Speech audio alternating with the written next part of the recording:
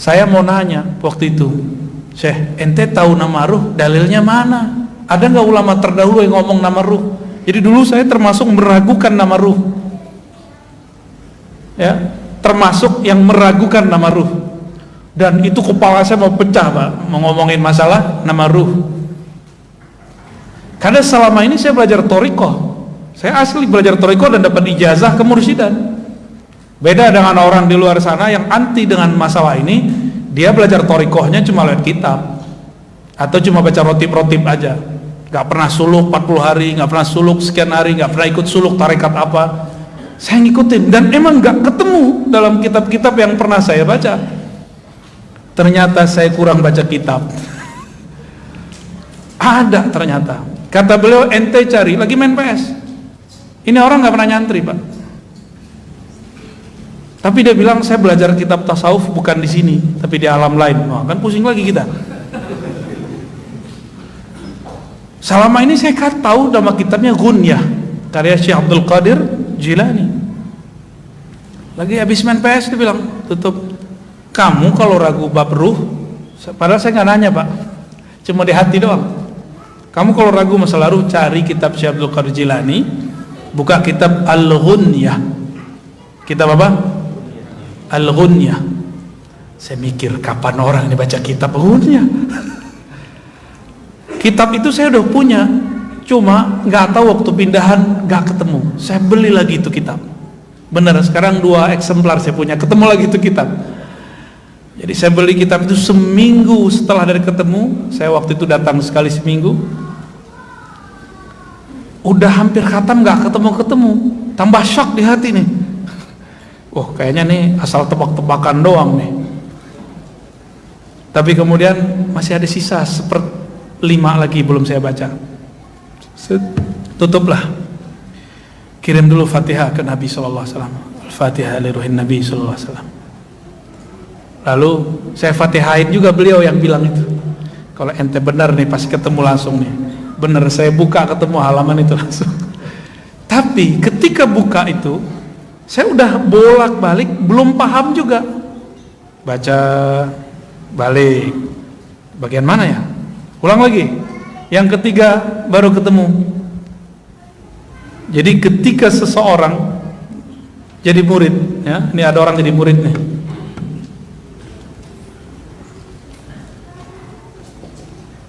Murid itu bahasa Arab, artinya yang berkehendak mengenal Allah. Udah jadi bahasa Indonesia ya? Ini pertanda bahwa dulu yang jadi guru di negeri ini adalah para sufi. Ya. Murid ini jika sudah mengenal Allah, maka Allah lah yang mengenalkan dirinya. Disebut murad. Ini thariqat lama di zaman dulu.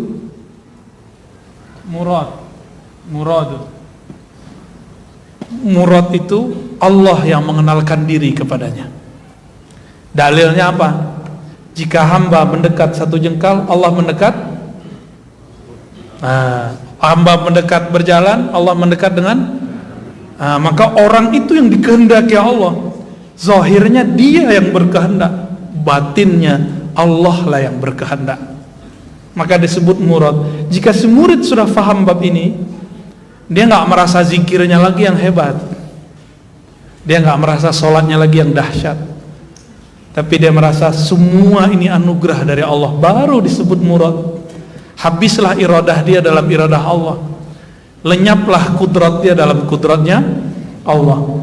Ketika itu Syekh Abdul Qadir berkata, Allah akan menamakannya dengan nama-nama yang hanya Allah yang tahu. Hanya Allah yang tahu itu maknanya 2. Benar hanya Allah yang tahu dan para walinya atau nabi-nabi. Karena di Quran kan ada la ya'lamul ghaiba illallah, tidak mengetahui yang gaib kecuali Allah. Kecuali Allah memberitahu, kata Imam Suyuti. Kepada siapa Allah kasih tahu? Nabi dan wali-walinya. Nabi dan wali-walinya. Di situ ada kalimat Allah akan menamakan orang ini dengan nama-nama yang hanya Allah lah yang tahu.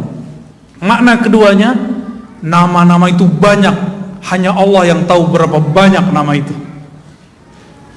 Ternyata ini kan teman kita nih, Bang Dodo, juga berguru kepada Syekh Hisham. Kata Syekh Hisham juga sama ya, satu orang bisa punya nama lebih dari satu. Syekh Hisham Kabani, tahu Syekh Hisham Kabani, murid Syekh Nazim. Syekh Abdul Qadir ngomong begitu loh. Ya. Allah akan beri lakop dia dengan lakop itu gelar yang hanya Allah yang tahu. Bisa berarti hanya Allah yang tahu dan para walinya, atau hanya Allah yang tahu berapa jumlah daripada gelar-gelar tersebut. Gitu. Dan itu semuanya gelar-gelar dan nama-nama makom dan ma'rifat. Disitulah saya kemudian tambah tasdik. Itu belum tasdik bener, masih proses ya, bertahap. Maka teman-teman, apa yang diragukan oleh kawan-kawan saya para asatidz sekarang, saya memaklumi dan saya tidak marah ya. Jadi antum, para dai, para masyayikh, mungkin sebagian habaib yang meragukan ini, saya tidak akan marah, saya tidak akan suudzon. Mungkin ada bahasa saya yang belum lengkap yang saya sampaikan sehingga antum ingkar, dan saya tidak akan marah. Maafkan jika ada kalam yang kurang pas. Maka sekarang saya buka kitabnya itu. Sebenarnya kalau mengikuti kajian saya dari awal, di Ribat kita sudah buka ya, di Ribat sudah lengkap. Ada ngikutin channel Ribat? Ikutin yang awal-awal. Yang awal-awal itu masih ada kajian tentang kitab yang menyebutkan nama ruh. Bahkan kita tampilkan di situ kitabnya. Ya. Jadi nanti salah satu persoalan yang akan saya dikritik ya, masalah nama ruh. Dan perlu diketahui teman-teman, ini bukan bab akidah. Ini cuma bab tasawuf.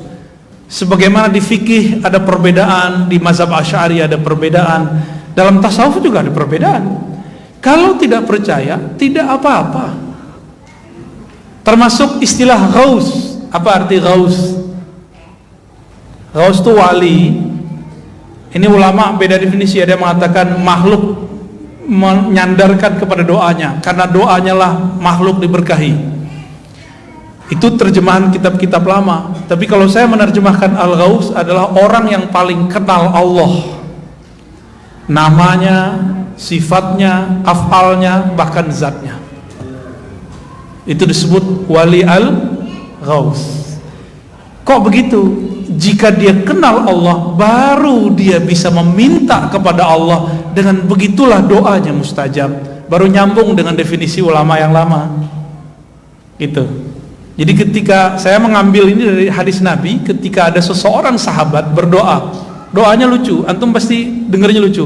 Allahumma ya ahad, kalimat gimana? La ilaha illa anta,